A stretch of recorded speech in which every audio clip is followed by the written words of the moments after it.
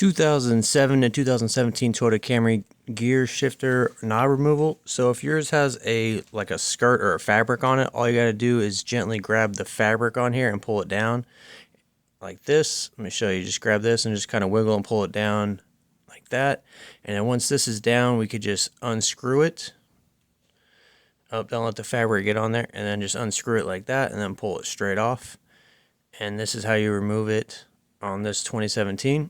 Now yours might have a fabric on it, it might not. I'm going to show you how to do one that doesn't have that.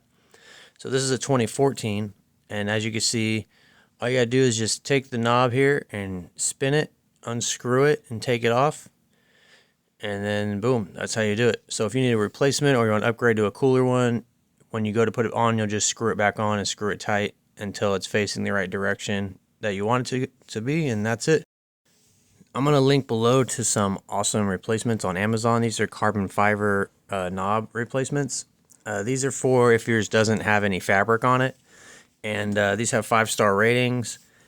Just buy it. You'll screw it on just as if you would a normal one. They match almost all of these Camrys. All right, check below for that. Thanks for watching.